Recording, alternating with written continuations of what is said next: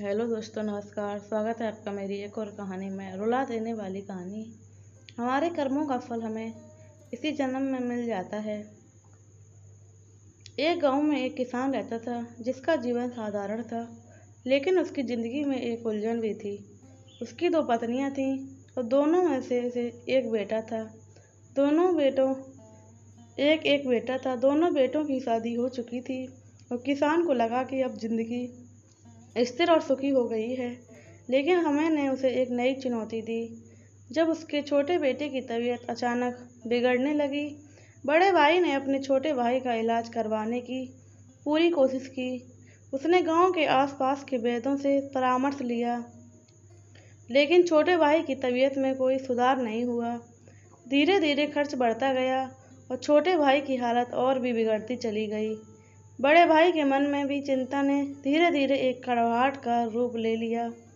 एक दिन बड़े भाई ने अपनी पत्नी से सलाह मशवरा किया। उसने कहा, यदि छोटा भाई मर जाए तो हमें उसके इलाज के लिए और पैसा खर्च नहीं करना पड़ेगा।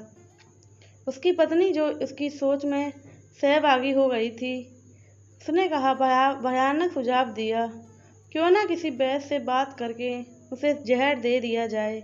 किसी को शक भी नहीं होगा और उसकी मौत भी का कारण बीमारी बन जाएगी। बड़े भाई ने अपनी पत्नी की बात मान ली और एक वैद्य से संपर्क किया। उसने वैद्य से कहा, जो भी तुम्हारी फीस होगी मैं देने को तैयार हूँ, बस मेरे छोटे भाई को ऐसा जहर दे दो जिससे उसकी मृत्यु हो जाए।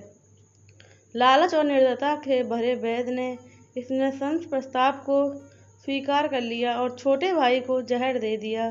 कुछ ही दिनों में छोटे भाई की मृत्यु हो गई। बड़े भाई और उसकी पत्नी ने अंदर ही अंदर खुशी मनाई, यह सोचते हुए कि अब रास्ते का कांटा निकल गया और सारी संपत्ति उनकी हो गई। छोटे भाई का अंतिम संस्कार कर दिया गया और समय बीतता चला गया। कुछ महीनों के बाद किसान के बड़े बेटे की पत्नी ने एक बेटे को जन्म दिया। परिवार में खुशी की लहर दौड़ गई और उन्होंने बड़े लाड़ प्यार से बच्चे की परवरिश की। समय के साथ वह लड़का जवान हो गया और उसकी शादी भी धूमधाम से कर दी गई। लेकिन खुशी के ये दिन अधिक समय तक नहीं टिक सके। शादी के कुछ समय बाद बड़े बेटे की तबीयत अचानक बिगड़ने लगी। उसके माता पिता ने उसके इलाज के लिए हर संभव कोशिश की। कई वैद्यों से परामर्श लिया गया और जो भी पैसा मांगा गया वो देने को तैयार थे। अपने बेटे की जान बचाने के लिए उन्होंने अपनी आधी संपत्ति तक बेच दी, लेकिन उसका स्वास्थ्य लगातार बिगड़ता गया। अब वह मौत के दरवाजे पर खड़ा था।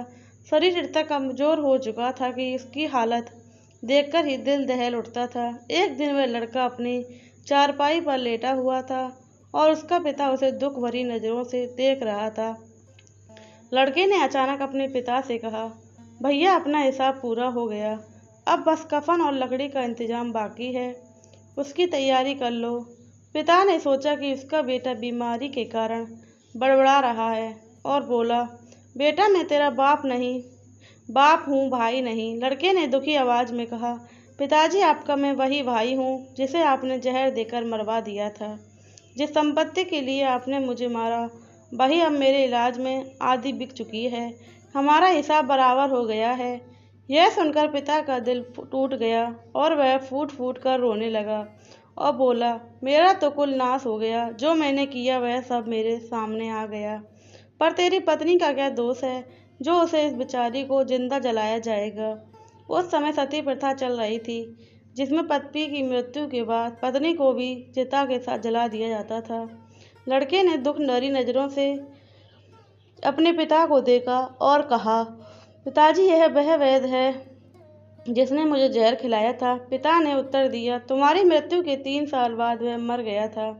लड़के ने कड़वाहट से हंसते हुए कहा, वह दुष्ट वैद्य आज मेरी पत्नी के रूप में है। मेरे मरने पर उसे भी जिंदा जलाया जाएगा।